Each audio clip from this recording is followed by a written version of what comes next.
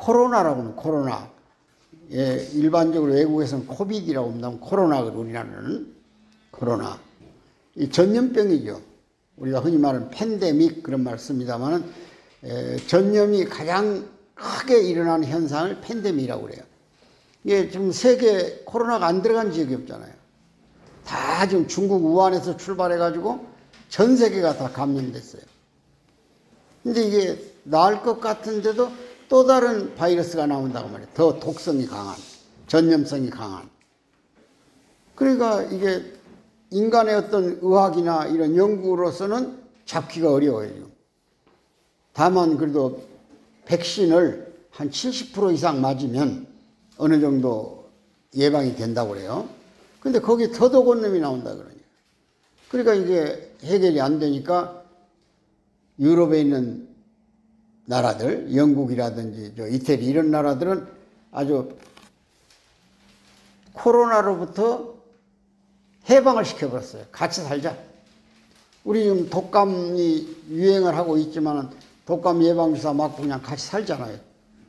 그냥 그 독감으로 1년에 죽은 사람이 한 2,000명 됩니다. 우리나라에서. 그럼 지금 코로나로 죽은 사람도 한 3,000명밖에 안 돼요. 2,000 몇백 명. 그러니까 2년간 시달리면서 그렇게 떠들었는데도 사망률로 보면 그렇게밖에 안 되는데, 독감 걸려서 죽은 사람도 1년에 2,000명씩 되고 자살한 사람도 한 3만 명씩 나와요. 1년에. 그러니까 그냥 살아도 되는 거예요, 되기는. 그래서 유럽에 있는 영국부터 이런 나라들은 마스크를 다 벗어버렸어요. 자기가 방역하죠. 자기가 스스로. 자기가 거리를 두고 자기가 노력을 하고 자기가 주사 맞고, 그래서 아주 점잖은 말로 위드 코로나, 그러니까 코로나와 함께 산다 그런 뜻이에요. 근데 여기서 우리는 이제 중요한 생각을 해야 할 문제가 하나 있어요. 그것이 뭐냐. 이 전염성이 가진 중대한 이 바이러스들은 반드시 다음 시대를 바꿔버려요. 오늘의 시대부터 다음 시대를 바꿔버려요. 그러니까 지금까지 살아왔던 양식이 변한다 그런 뜻이에요. 그 역사적 사건이 어디 있냐면, 아마 뭐 책에서나 보셨겠죠. 14세기에 일어난 일이니까 유럽에서 소위 우리말로는 그 호열자라고 하나요? 장질부수 이런 엄청난 전염성 있는 그런 패스트라는 병균이 있었어요. 그것도 일종의 세균으로 전염되는 건데, 그건 걸리면 7시간 만에 죽어버려요. 코로나는 우리가 방역을 잘하고 그러면 그래도 치료도 하고 낫기도 하고 그렇게 아주 살아가지 않습니까? 근데 그건 그냥 전염됐다는 방법이 없어. 7시간 만에 죽어버려요. 그건 무슨 예방도 안 되죠. 근데 그 패스트가 몇 년을 갔냐면 200년을 갔어요. 200년. 200년 동안에 백신이 안 나오는 거예요. 지금은 찾아보기 어렵게 됐지만은. 그러니까 유럽 인구의 3분의 1을 죽여버렸어요.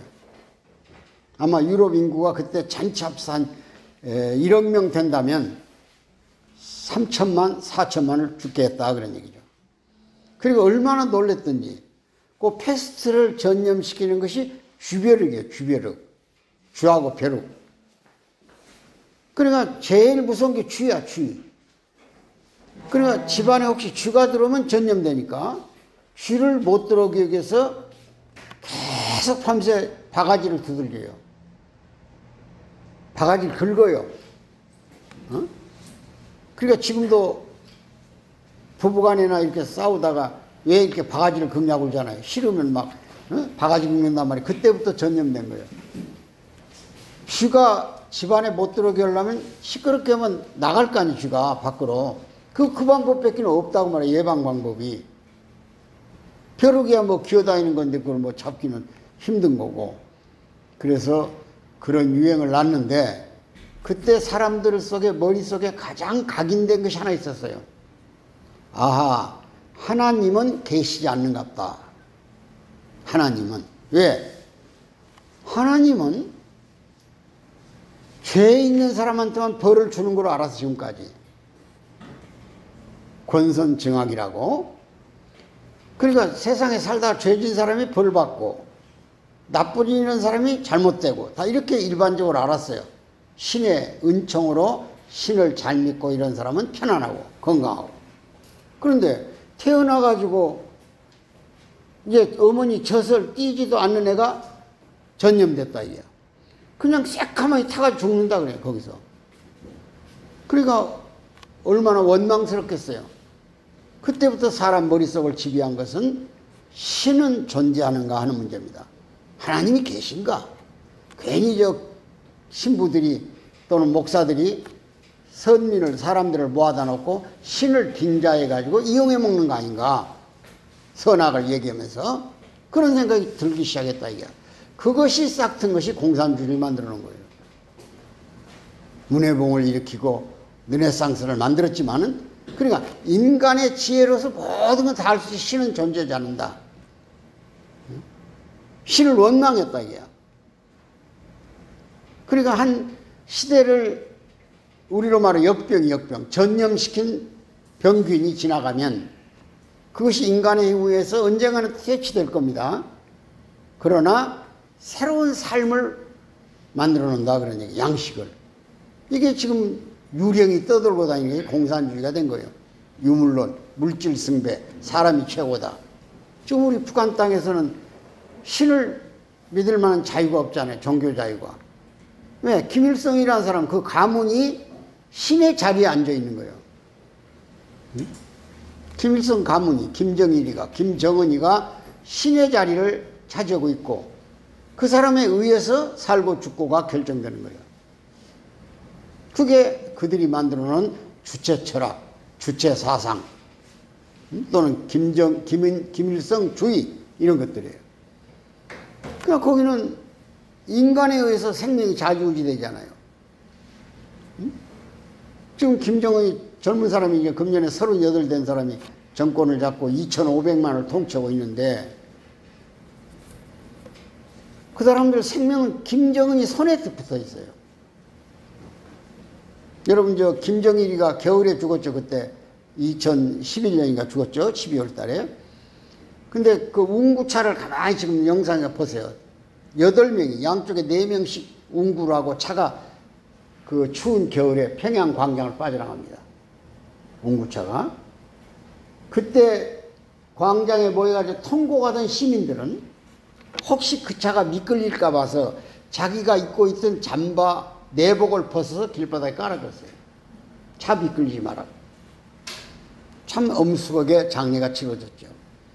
근데 그 8명은 누군가 장성택이로부터 인민참모총장 그 내각 총리 아주 북한의 권력 실세 8명이에요. 근데 그분들 한 명도 안 남았어요. 다 숙청에서 가버렸다 그래. 어떤 사람은 졸았다고 숙청당하고 총살당하고 김정은 연설 때 어떤 분은 안경 닦았다고 총살당하고 어떤 분은 박수를 건성으로 쳤다고 드문드문 쳤다 이게 열렬히 안 치고 그래 죽고 이런 핑계 다 대가지고 가버렸어요. 그게 김일성 정권이에요. 얼마나 비참합니까? 아무튼 우리가 이런 전염이 강한 병원균들이 지금 전 세계를 강타하고 있어요. 지금 북한만 사망자가 안 나왔다고 그래요. 그 신기하죠? 사망자가 안 나올 리가 없죠, 거기라고. 근데 안 나왔다는 거예요. 왜? 죽은 사람 병명을 바꾸면 사망자가 안 되는 거예요. 코로나 사망자가 아니죠. 뭐 감기로 죽었다든지 뭐 폐병으로 죽었다든지 죽으면 되는 거 아니에요. 그러니까 그렇게 죽은 사람 거기도 매일 나오죠. 근데 코로나를 안 죽었다는 거야. 그 국경은 다 봉쇄해놓고. 저 사람들은 자존심 갖고 사니까 남의 나라 우리가 지금 백신을 준다기도 안 받잖아요. 또 국제보건기구에서 준다기도 안 받잖아요. 그게 얼마나 무거운 사람이 죽냐 그런 얘기야. 인간이 인간의 목숨을 관리하는 체제가 저 체제예요. 그러면 코로나 이후에 다음 시대에 무엇이 우리를 새로운 양식으로 바꿔놓을까? 아마 제 생각입니다. 하나님 믿는 사람들이 하나님을 믿는다고 책임 맡아서 있는 목사님이라든지 신부님이라든지 또 이런 종교의 지도자들 있지 않습니까? 그런 분들이 굉장히 큰 피해를 볼 것 같아요. 앞으로 교회 집회가 거의 불가능을 한지도 몰라요. 사람이 안 가요. 옛날에는 일요일날 빠지면 죽는 줄 알았어요. 벌 받아가지고. 근데 살아보니까 멀쩡하니 오히려 편하다고 하는 사람이 있어요. 교회 안 가니까 편하고. 우선 11조 안 내니까 더 좋고. 목사님 앞에 가서 그래도 교회 헌금을 해야 할 텐데 눈에 안 보이니까 정성이 믿음이 모자란 사람들 안 낼 수도 있잖아요. 이런 형태를 바꿔버려요. 그래서 앞으로 교회가 존재한다면 가정교회가 존재할 것 같다. 가정 단위로 하나님 앞에 예배 보는 교회. 그럼 우리 문선생님이 원래 교회를 폐지하라고 그냥 말이에요. 교회 필요 없다고. 가정에서 예배 봐라 이게. 근데 가정교회 지도자들을 양성을 하니까 이 소규모의 집회를 통해서 뭔가 이런 문화적 변화가 우리 앞에 오고 있는 거 아닌가. 이렇게 걱정을 해봅니다. 바꿔 말하면 다시 한번 각성해서 하나님의 참뜻을 전달하고 하나님을 빙자하지 말고 쉽게 말하면 공갈치지 마라 그런 얘기 이제. 그래서 가정처럼 참 사랑을 중삼고 진실한 예배를 드리는 신앙의 혁명이 1차적으로 오지 않겠는가. 동시에 사람들도 지금 우리가 기술을 엄청나게 발전시켰잖아요. 기계 문명이 뭐 하늘을 찌를 듯이 발전했어요. 그러니까 나이 드신 분하고 젊은 사람들의 차이에는 무슨 경제적 빈곤의 차이도 있고 또 연령의 차이도 세대 차이도 있지만은 가장 엄청난 차이는 IT 분야에서 차이. 이제 컴퓨터를 얼마나 잘 다루냐 못 다루냐 차이가 아마 하늘 땅의 차이만큼 크게 나타날 겁니다. 점점 멀어져요, 젊은이들하고. 왜? 그 기계를 조작을 못하니까. 지금 어제 신문에 보니까 유비쿼터스라고 하는 사회가 오더라고. 유비쿼터스. 뭐 사람이 하고자 하는 모든 일은 기계가 대신해 준다 그런 뜻이에요. 하나만 예를 들게요. 여러분 지금 시장을 가잖아요. 이마트나 큰 마트에 가면 차를 끌고 가잖아요. 지하 주차장에 차를 놓고 엘리베이터를 타고 올라와서 카트를 챙겨요. 짐 싣고 다니는 차를. 그걸 가지고 와서 백화점 같은 데서 필요한 물건을 전부 다 집어넣습니다. 집어넣고 싣고 와서 매대라고 그 계산대 있잖아요. 계산해 주는 사람. 그 사람들 앞에 와서 다시 끌어내요. 전부 다. 끌어내가지고 그 계산대 앉은 여자분들이 바코드를 찍어요. 거기에. 코드에다. 그럼 이제 품목하고 가격이 나오죠. 그 계산이 다 끝나면 카드로 결제하겠죠? 그리고는 다시 또 푸대에다 넣어가지고 그 카트에다가 실어야겠죠. 그래가지고 자기 차가 있는 곳으로 와서 차에다 싣고 집에를 와야 되겠잖아요. 이 절차가 굉장히 복잡하죠, 지금. 옛날에 비해서 상당히 뭐 수판 놓던 시대보다는 편해졌지만, 근데 그런 과정이 전혀 다 없어져 버립니다, 이제는. 그러니까 백화점이란 게 이런 이제 시중에 있어서는 안 돼요. 전부가 자동차를 타고 들판 같은 데 큰 그 슈퍼마켓 같은 걸 만들어 놓고 그냥 차가 빨간 커튼 위로 쭉 지나오면 필요한 물건을 차에다 실어요. 실고 그냥 나가버려요. 왜? 이미 카드에서 결제가 돼가지고 다 계산대로 나가기 때문에. 얼마나 편해졌어요. 이제 아무것도 할 일이 없어요. 그냥 차 타고 필요한 물건 싣고 나가면 계산이 딱 끝나버린 거예요. 그런 시대가 열려서 벌써 시험을 하고 있더라고요. 우리나라도 그런 기술은 있대요. 충분히. 근데 왜 안 하냐? 안 하는 이유가 있더라고요. 자, 실업자가 대량 나올 거 아니에요. 계산대에 있는 매대 계산하는 아가씨도 없어지잖아요. 막 칸마다 있잖아요. 짐 싣고 와서 계산하는 사람들이. 그 직업부터 없어지잖아요. 그 실업이 대량 오겠죠? 그 다음에 그 바코드 하나를 지금 계산대에서 컴퓨터 입력시키는 비용이 한 개당 1,200원이 들어간대요.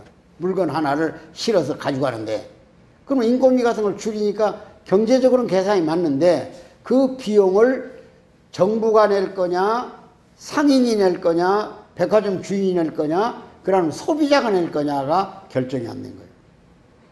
어딘가 부담되잖아요. 예를 들면 전기를 선이 고장 났는데 외선은 한전이 고쳐주고 내부 안에서 선이 고장 난 건 개인이 해야 되잖아요. 이런 이제 구별해야 할 거 아니에요. 그 계산이 추가되니까 편해진 만큼 돈이 더 들어갔다고 말이에요. 컴퓨터 그 프로그램을 까는데 그 비용을 정부가 낼 거냐, 회사가 낼 거냐, 개인이 낼 거냐.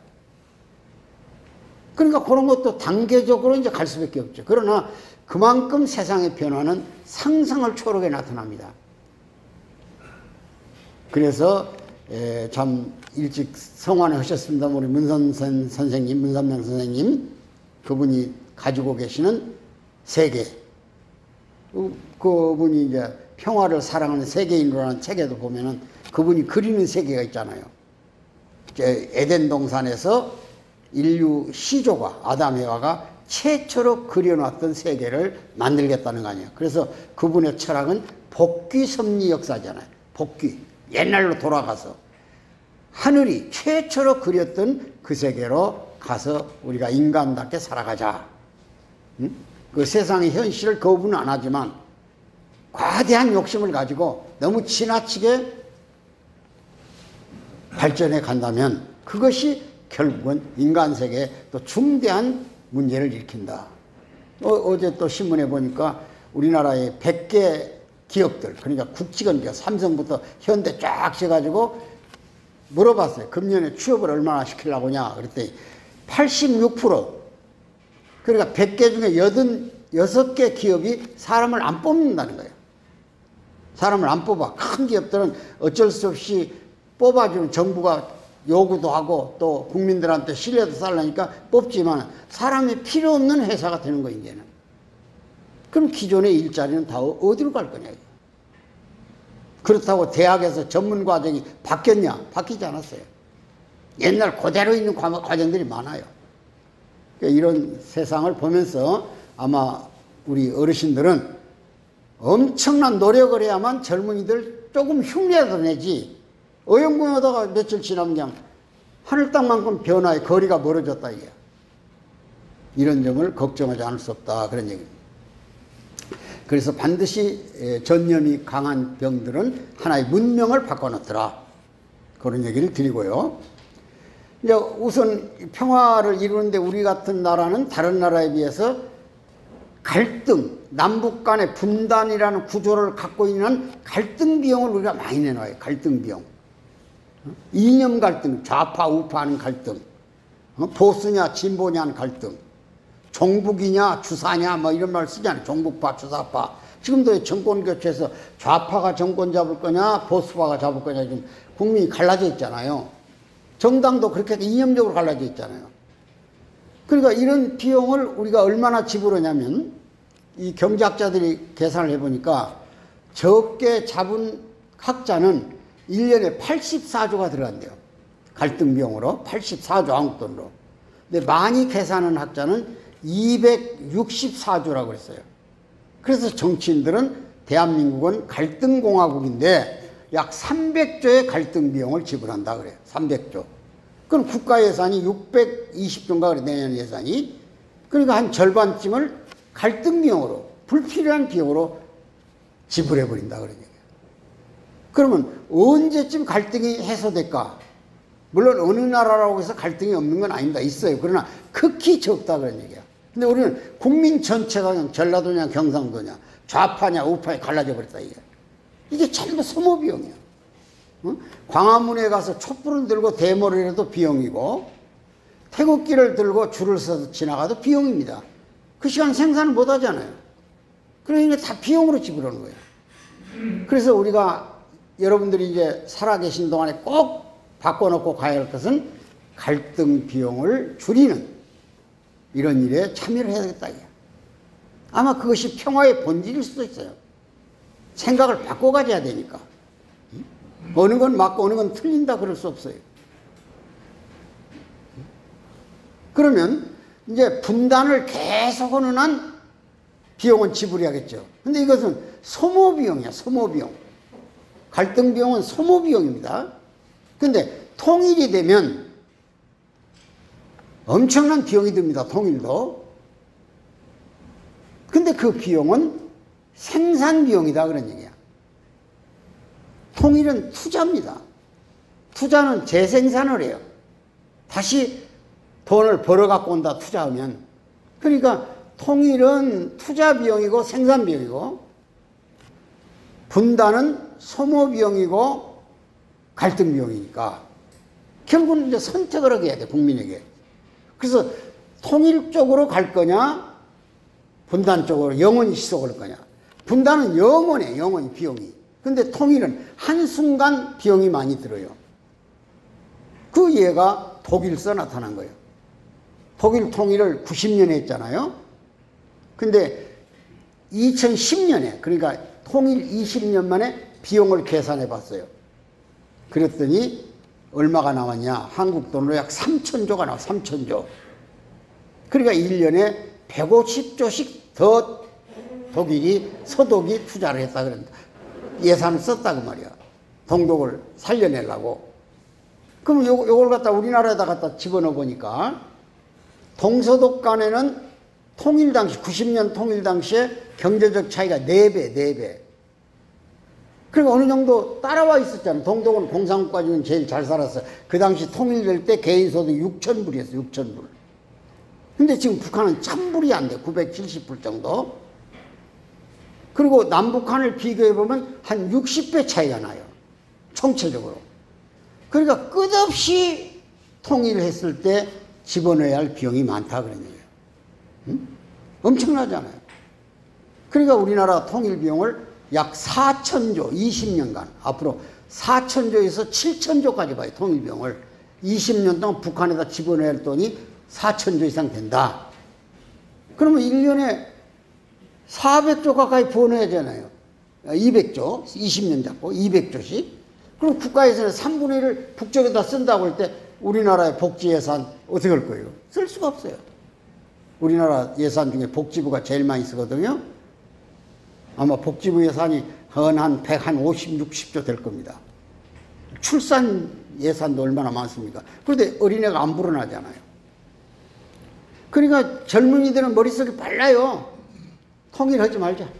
그냥 이대로 살아도 불편하지 않는데, 왜 우리가 그 비용을 다 부담하냐, 지금 젊은이들이. 그러니까 이제 통일된 뒤에 계속 물어내는 건 얘들이 직장에 가든 어떤 세금 더 내야만 비용이 나올 거 아니에요. 그러니까 애들이 통일은 머리를 흔드는 거예요. 그 다음에 혼란이 일어나겠죠. 그 다음에 뭐가 있어요? 일자리 없어진다, 이게. 남북 통일이 됐다. 개성공단에서 북쪽 사람이 한 5만 명 일을 했어요. 180개 기업에서. 그 사람들 임금이 한국 돈으로 15만 원입니다. 15만 원. 그래도 북한에서는 제일 잘 사는 계층에 들어가. 개성공단에 일한 사람이. 그럼 우리가 20만 원을 준다고 해도 지금 우리나라는 시간당 금년에 8,700 얼마인가 그럴 겁니다. 그러니까 보통 한 사람 쓰면 뭐 4대 보험 다 들어주고 애경사비 빼고 나면은 한 200만 원을 줘야 돼. 사람 하나 쓴다고 말이야. 200만 원. 그러면 10분의 1밖에 안 되잖아요. 쟤들 20만 원만 준다고 등짝에다 붙이게 되면 누가 그 사람 안 갖다 써요. 지금 외국인들 다 갖다 쓰는데. 외국인들 갖다 써도 지금 그대로 다 보상, 임금을 주는 거지 그 사람이랑 절반 깎고 주고 그러지 못합니다. 법이. 그러니까 이제 우리 문재인 정부가 시급수당을 10,000원까지 올리겠다고 계산하고 시작한 거 아니에요. 4년 동안에 10,000원까지는 아직 안 갔지만은. 이건 시장 자율에 맡겨서 인력이 많을 때는 인건비가 내려가는 거고, 인력이 필요하면 더 올라가는 건 시장의 경제이론, 시장 경제이론. 근데 이걸 임의로 국가가 정해놓으면 저런 어려움이 생기는 거예요. 그러니까 이 정부가 잘못한 것 중에서 소득 주도 성장 이론이라는 게 있어요. 그냥 임금을 정해놓고 모든 사람을 다 똑같이 올려줘야 되고, 그 다음에 정규직, 비정규직을 철폐해서 또 남녀의 성차별에 노동력 상관없이 임금을 똑같이 준다. 이 말로는 그럴듯하고 좋지만은 이게 단계적으로 실현을 해가야지. 한꺼번에 한다고 하면 엄청난 부담이 나오니까 이 구멍가게가 운영이 안 되는 거예요. 그러니까 부부간만 해. 사람 인건 비추기가 무서우니까. 이 부부간에다 지쳐서 포기해버린다. 그냥 가게가 텅텅 비어나고 말이야. 더군다나 코로나까지 겹쳐가지고 대면을 못하게 하니까 이런 현상이 온다 그런 얘기입니다. 그래서 일단 오늘 제가 얘기하고 싶은 것은 어르신들이 가장 먼저 설명해야 할 부분은 통일은 비용 들어갑니다. 그러나 생산비용이다. 생산비용. 그런데 이 생산비용을 한꺼번에 안 넣고 통일 비용을 줄이는 방법은 없을까? 그걸 연구하면 되는 거예요. 그것이 완전 통일 이전에 중간 단계 통일 과정을 투자하라 그런 얘기입니다. 동서독처럼 한꺼번에 통일해버리지 말고 우리는 한 필요하다면 반세기도 좋아요. 50년. 최소한도 30년 정도. 각각 어느 체제로 합치지 말고 북한은 북한 체제대로 가고 우리는 우리 체제대로 가자 이거야. 우린 자유시장 경제, 저기는 사회주의 계획경제, 배급경제 이렇게 가자는 거예요. 하면서 필요한 인력만 교류하자는 거예요. 필요한 인력. 예를 들어서 전문학교를 꼭 이쪽에 와서 배워야 할 예술이라든지 전공하는 과목은 학생들은 유학이니까 왔다 갔다 할 수 있어요. 그 다음에 산업도 무조건 길을 여는 거예요. 남북을 여는 거 아니야. 우리 기업이 중국에 지금 18,000개가 들어가 있거든요. 18,000개. 거기서 노동력을 얼마나 우리 기업이 지금 소비해주고 있냐면, 노동력을 받아들이고 있냐면 182만 명을 한국 기업이 중국 노동자들이 임금을 주고 있어요. 182만 명을. 그러니까 북한 같은 데 들어가서 한국 기업이, 예를 들어서 삼성전자가 해주로 가고, 현대자동차가 원산으로 가고, 또 포스코가 함흥으로 가고, 이런 식으로 큰 기업들이 거기 들어가는 거예요. 들어가서 거기 임금 수준에 맞게 노동을 쓰는 거예요. 남쪽으로는 못 오게 하고. 그러면 여기하고 격차 때문에 문제가 생길 일도 없고 거기 실업은 수용해 줄 수가 있잖아요. 그래서 거기도 임금, 우리가 하루아침에 지금 200만 원, 300만 원 받은 건 아니잖아요. 우리도 다 어려운 시대에 몇십만 원 받고도 일하고 그랬잖아요. 그러니까 거기도 단계적으로 올려가요. 그래가지고 어느 정도 수준이 맞으면 또 우리가 이익을 보는 부분이 있어요. 남북이 교류라면. 뭘 가지고 이익을 볼 것 같아요, 여러분 생각에? 광물 자원의 교류입니다. 광물 자원. 참 신기한 것은 우리 남쪽에는 광물 자원이 지금 얼마가 매장되어 있냐면 270조 정도 매장되어 있어요. 남쪽의 광물 자원이. 주로 뭐냐? 세멘트. 쌍용양이 세멘트, 아시아 세멘트, 세멘트 있잖아요. 그건 강원도에서 경상도 저쪽에 어디입니까? 동해안 쪽으로 매장되어 있어요. 그게 대량으로 매장돼서 약 100년간 쓸 수가 있고, 그 다음에 중석이라고, 영월에 있죠. 영월, 강원도 영월에 중석이 있어요. 그게 귀한 물질입니다. 그리고 약간의 석탄이 나오고, 철강 같은 건 없으니까 우리는. 근데 북한에는 엄청난 자원이 들어있어요. 2009년에 우리 광업진흥청이 북한의 광물을 조사한 적이 있어요. 2009년. 지금부터 한 12, 13년 전에. 우리 광업진흥청이 알지 않습니까? 전문 집단이 가가지고 전부 조사해보니까 그때 돈으로 북한의 자원이 얼마 매장되어 있냐? 7천조, 7천조. 우린 270조고. 그럼 그 자원이 전부 다 남쪽에서 필요한 자원이에요. 우리는 전부 다 수입에다가 가공하잖아요, 우리가. 철광도 원석을 갖다가 만드는 거예요. 이 석유도 다 수입에다 여기서 정유를 뽑아내고 나이롱부터 시작해서 198가지를 다 뽑아내잖아요. 항공 석유부터 아스팔트까지. 옷감부터 다. 그러니까 우리나라는 가공산업, 임가공 산업을 발전시킨 나라입니다. 선제질이 좋으니까 우리나라 사람들이. 근데 그 원자재가 전부 북한에 있다 그런 얘기야. 제일 귀한 것 중에서 여러분들이 잘 아시는 아연. 아연 아주 중요한 광물입니다. 그 다음에 뭐 철광은 말할 것 없고, 여러분 무산철광이라고 함경도에 중국 국경에 하나 있어요. 거기서 몇 톤이 매장되어 있냐면 전문가들이 와가지고 입을 벌리고 말을 안 해버려요. 무제한 캘 수 있다는 거예요. 도시, 저도 가봤습니다만 도시 하나가 철광이 전부 다. 그 개울물, 철광 옆을 끼고 흐르는 개울물에서 이런 산채미 같은 거 가지고 흘러가는 물 속에서 이게 파내가지고 걷어가지고 금 걷듯이 팔아먹고만 사는 사람이 수두룩해요. 그 다음에 북한에서 요즘 뭐가 하나 발견되냐면 히토류라고 아마 아시는 분이 있어요. 히토류. IT 산업에 절대 필요한 물질입니다. 그건 중국이 세계 시장의 70%를 가지고 있어요. 그래서 중국인 히토류 가지고 압력을 넣으면 꼼짝 못해요. 일본이 중국 남중국 해에서 일본의 그 센카쿠라고 하는 섬에 주변에서 돌고 있는 어선을 하나 잡아다가 선장을 구속시켜 버렸어요. 오래된 얘기인데 한 7, 8년 넘었을 겁니다. 중국이 일본에다가 히토류 수출을 딱 막아버렸다 이게. 3일 만에 풀어줘 버렸어요. 모든 산업이 마비돼, 가공이 마비돼 버렸다 이게. IT 산업들이. 근데 이 히토류가 북한의 명사심리라고 있지 않습니까? 원산에서 함흥까지 가는 해안 모래 속에 무제한 매장돼 있대. 중국보다 더 많이. 질도 좋고. 응? 그러니까 그런 광물. 금은 세계 5위. 응? 그 다음에 무슨 아연부터 시작해서 무연탄, 외연탄 말할 것도 없고 어떤 희귀한 광물도 다 들어있더라고요. 근데 유엔 그 보고서를 보니까 2007년에 중국 석유 전문 집단이 있어요. 우리로 말하면 그룹이죠. 거기서 바레만에서 석유가 나거든요. 중국은 바레만 옛날 우리 요동반도라고 하는 그 지역에 동경이라고인가 거기서 석유가 나요. 대경에서 제일 큰 석유가 나요. 중국에 몇 군데가 있지만은. 근데 그 석유가 산동반도로 뻗어 있어요. 중국에서 말했던 동해죠. 우리로 말하면 서해고. 산동반도로 뻗어가지고 평양에 이거 신의주만 있잖아요. 압록강 밑에. 그만 앞으로 연결되어 있는 거예요. 석유망이. 그래가지고 그 석유가 평양 시내까지 원유가 흐른대요. 그래서 평양이 석유 속에 떠 있다는 게 떠 있어. 석유가 바닥에 깔려가.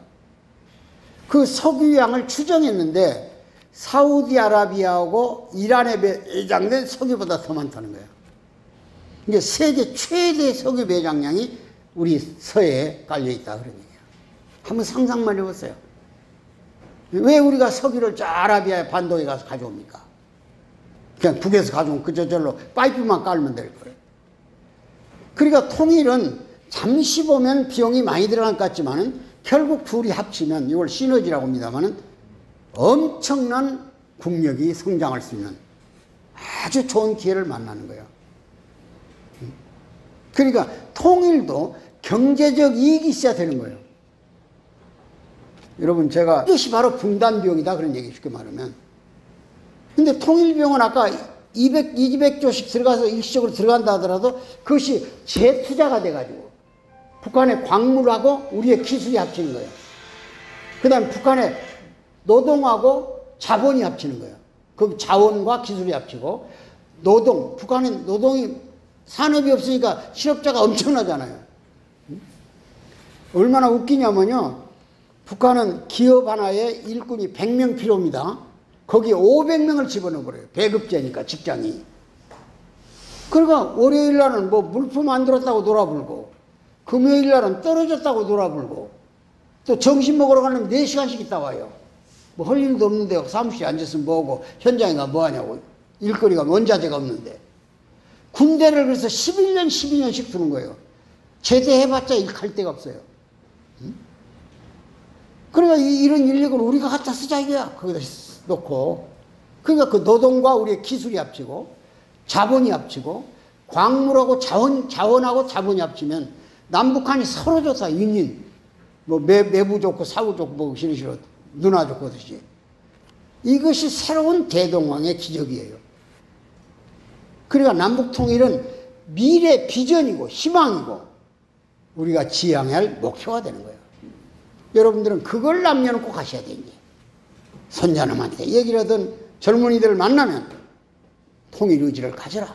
우리 미래는 지금 다 그렇게 살다가 사실 박정희 대통령이 새마을운동 한번 하자. 우리도 한번 잘 살아보자.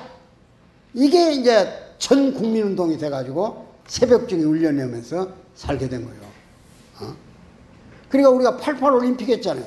전 세계가 깜짝 놀란 거예요. 완전 거지 나라인 줄 알았는데. 아까 6.25 전쟁 때 우리가 참 비참한 나라 아닙니까? 그러니까 참전했던 사람들이 지금도 가난한 줄 알고 있다가 리틀렌저스들이 가서 춤추고 노래하면서 보니까 얼마나 살이 포동포동하고 예쁩니까? 그래서 감동을 한 거예요. 노인들이 다 죽지 않고 있는 사람들이. 지금 우리가 가난으로부터 한번 벗어나려고 하는 마음 때문에 여기까지 온 거예요. 근데 앞으로 뭘 올 거예요? 이 더군다나 이 정부는 지금 기업을 아주 막 옥죄잖아요. 이재용 삼성전자 지금 대표죠. 그 양반을 일반적으로 이제 법에서는 벌을 받을 만한 죄를 졌다고 봅시다. 그러나 실제로 그 양반이 필요해요, 지금. 삼성기업이 약 40만 명의 인력을 가지고 있어요. 노동 인력을. 저 사람이 앞으로 금년부터 한 5년 동안에 143조를 투자해요. 우리나라만 외국에다 몇십조 투자하고 몇백조. 그래가지고 한 20만 명 이상을 고용을 창출하는 거예요. 이 정부가 공무원 숫자 아무리 많이 뽑아도 7, 8만 명밖에 안 돼요. 근데 공무원 한번 뽑아놓으면 이건 큰일 나는 거예요. 내보낼 수가 없어요. 기업보다도 정부 공무원을 못 내보냅니다. 그러니까 이게 계속 연금 줘야지 이거 정부 침, 세금으로 늘어나는 거예요.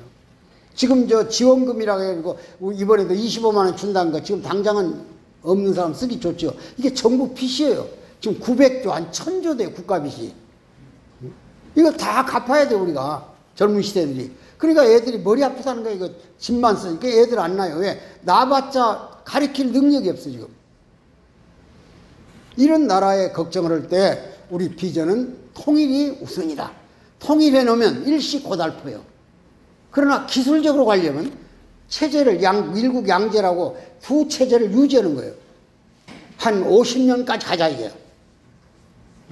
그래가지고 이걸 자기 식대로 가다가 점차적으로 이쪽에서 유학 온 놈이 와서 공부하면서 아 시장경제 원리가 훨씬 낫구나.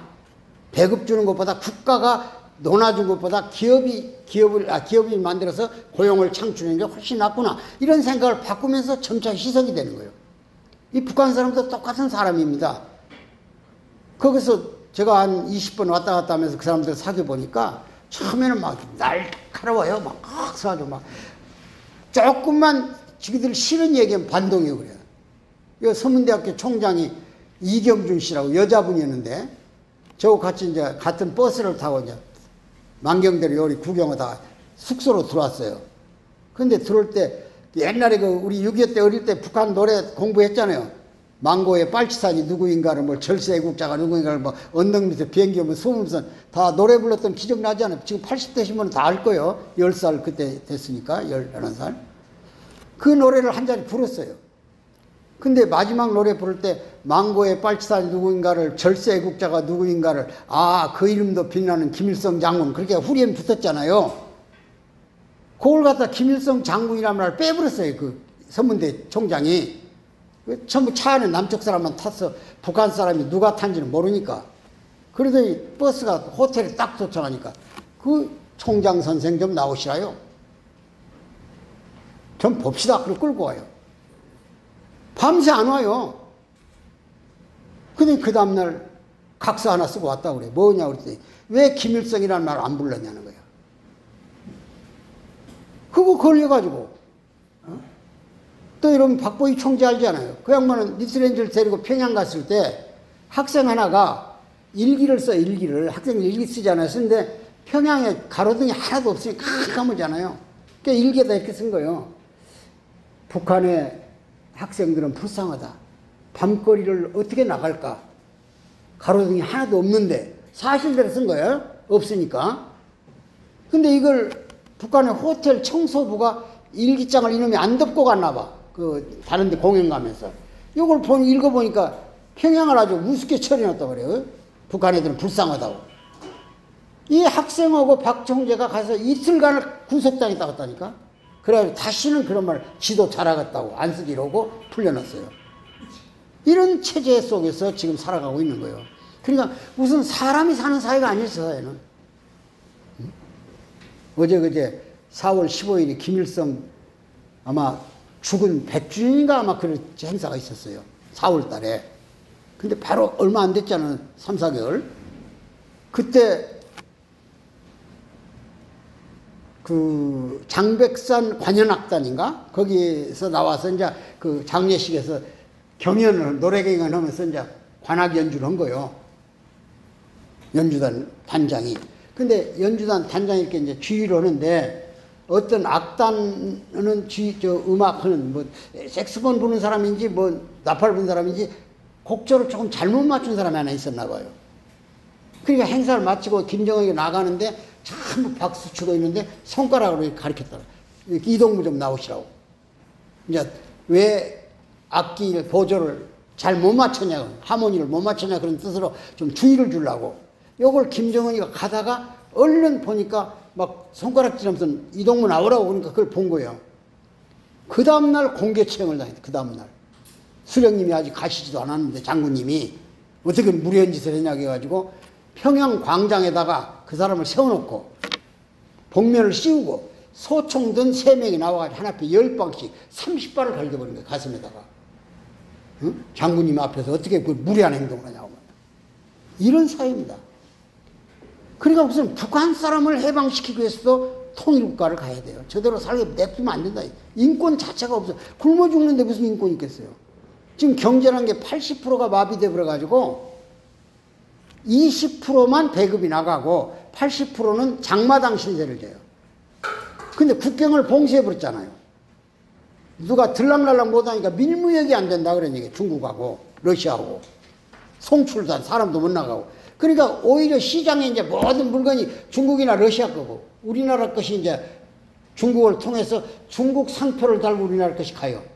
예를 들면 라면부터 시작해서 뭐 전부 다 갑니다. 제일 지금 북한에서 인기 있는 것이 밥통이에요. 밥통. 쉽게 말하면 쿠쿠 밥통. 그게 말하지 않아. 말하지 식사가 다 됐다든지 뭐 5년 후에 절하든지 뭐 보온으로 해야 돼. 이런 말하지 않아. 그러니까 북한 사람들 그냥 동네로 밥통 하나 갖다 놓으면 몇 명씩 쫓아가서 듣고 있는 거야. 뭔 밥통이 말을 한다고? 응? 우리 드라마가 하나 여기서 제작돼서 우리나라한테 방송에 들어오잖아요. 지금 뭐 빨간 구두라든지 이런 거 들어오면 북한 사람 먼저 보고 있어요. 왜? 여기 우리는 녹화해가지고 며칠 후에 보내주잖아요. 만들어놨다가. 근데 거기는 생으로 들어가가지고 중국서 바꿔가지고 양식만 바꿔가지고 북한 팔리면 뭐 우리 돈으로 한 20만 원. CD 같은 거 담아가지고 파는 거예요. USB 담아갖고. 그러니까 우리 필름을 더 본데 요즘은 즉각 총살시켜버려요. 그거 남쪽. 김정일 때는 그러진 않았어요. 우리나라 최진희도 가서 노래 부르고 막 우리 송혜도 가서 부르고 그런 거 있었잖아요. 김정일은 원치 남쪽 노래를 좋아했어요. 김정일이 지금 아버지, 지금 김정은이 아버지는. 그러니까 북한 사람들이 한동안 어떻게 돼버렸냐면 제일 처음에 부른 노래가 남쪽 노래. 내 고향이야. 찔레꽃 붉게 피는. 그건 해방 전후에서 이전에 나왔으니까 누구나 불렀던 노래야 남북한이. 그게 불러요. 아무렇지 않잖아요. 더군다나 찔레꽃이 남쪽에서 붉게 핀다니까 빨간색으로 찔레꽃은 원래 희게 피는 게 찔레꽃이거든요. 근데 우리는 따라서 그냥 찔레꽃 붉게 피는 남쪽 나라 내 고향 하니까 공산화된다 그 말과 똑같은 거예요. 붉은색으로. 그러니까 잘 불렀어요. 근데 이 사람들한테 남쪽 노래는 해방 전후에 불렀던 노래는 자유로 부르라 그랬어요. 김정일이가. 그러니까 이 노래가 어디까지 가버렸냐면 술 한잔 먹고 얼그놓으면 태평양을 건너 인도양을 건너서라도 무조건 달려갈까 그런 노래였죠. 그거까지 가버렸어요. 그러니까 뭐라고 하냐. 남쪽이란 말은 뭐라고 아랫동네가 부르면 우리 동네 남쪽을 아랫동네라고 그래 그 사람들이. 아랫동네가 부르면 무조건 달려갈 거야. 그렇게 불어버렸다 이야. 그 지금 김정은이는 탈북자 잡히면 총살. 남쪽 CD 듣다 걸리면 총살 이렇게 명령을 내려버렸어요. 더 험해져 버렸다 이게. 맛은 들었는데 이제. 그것이 지금 우리가 북한을 그대로 방치할 수 없는 이유인 거예요. 인권, 자유다, 민주다, 복지다, 먹고 사는 게 다 천부적 권리예요. 하늘이 우리한테 부여한 권리입니다. 이건 인간의 어떤 권리, 법으로서 제재하면 안 되는 거예요. 먹고 사는 까지 법으로 제재하면 되겠어요? 자기 노력으로 먹고 산다는데? 그러니까 지금도 북한은 정치수용소라고 있죠. 정치수용소. 조금 사상이 잘못되면 정치수용소에 들어가야 돼요. 하나만 예를 들면 얼마 전에 북한 평양에서 열병시켰어요. 막 탱크 막 미사일 싣고 쭉 하고 붉은기 들고 막 해가지고 막 글자 새기고 이런 거 있잖아요. 열병식. 그 밤에만 해. 지난번에 밤에만 했어요. 9월 9일 날 정권 창립일 날이거든요.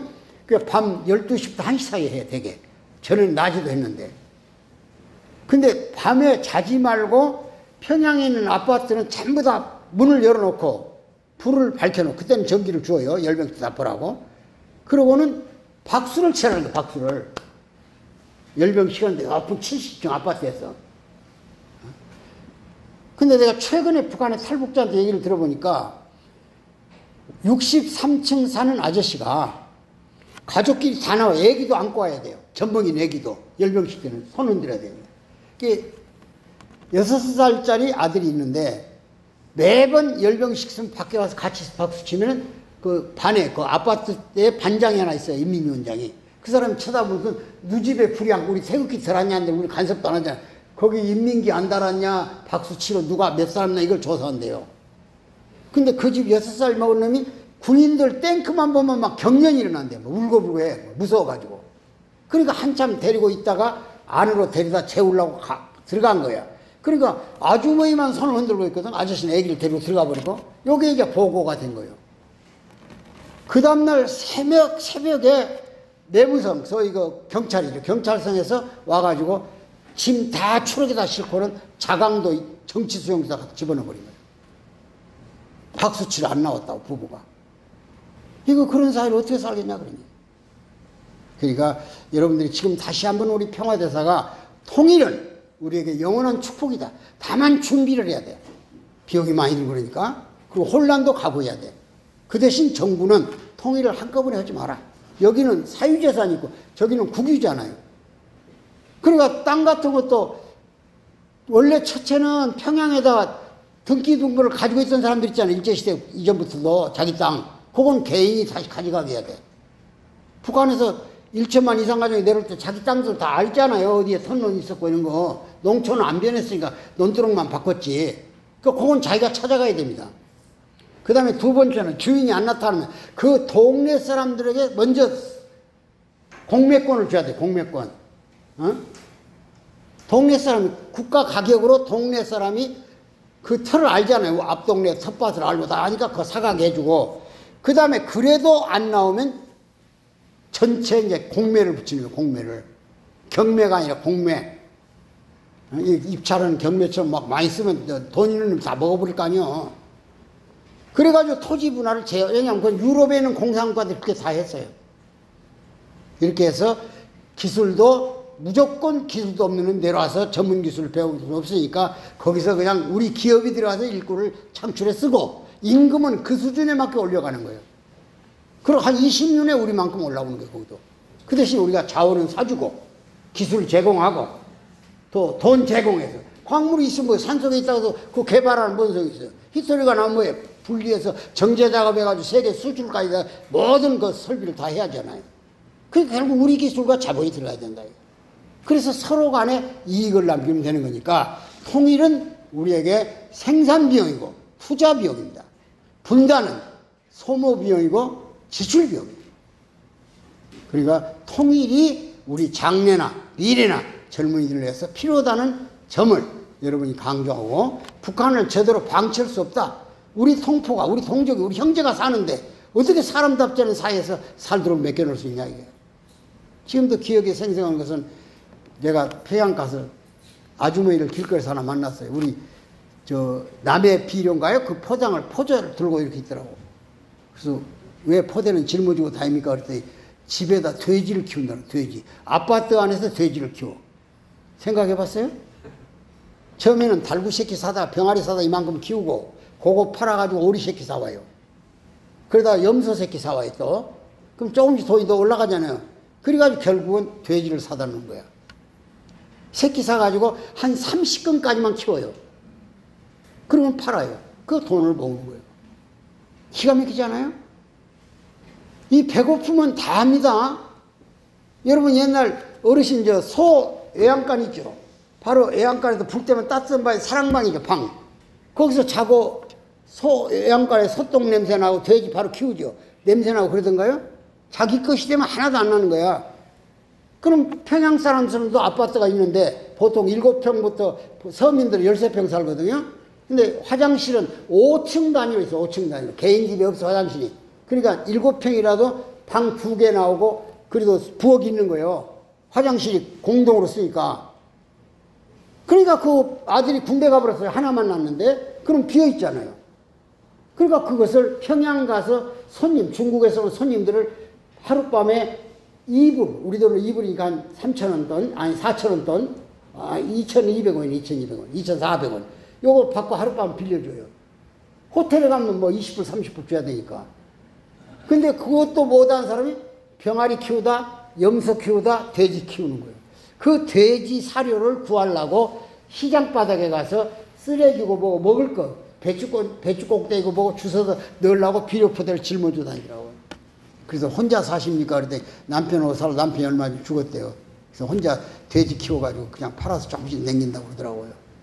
그럼 집에 가족이 없냐고 그랬더니 딸 둘이 있는데 하나는 저 개성 옆에 해주 있잖아요. 거기로 시집가고, 하나는 원산으로 갔는데 결혼시켜놓고 30년이 되는데 할머니가 얼굴을 본 적이 없대. 딸 얼굴을 못 봤다 이게. 그래서 왜 안 가보냐고 그랬더니 어떻게 가냐고 그러더라고요. 복잡하다는 여행증명 찍어야 되고, 그 다음에 인민위원장한테 사상검증 받아야 되고, 그 다음에 딸이 어머니를 먹여줄 수 있는 배급표를 받을 수 있냐는 절차를 밟아야 되고, 안 간다는 거니까. 이런 비참한 사이가 있더라고요.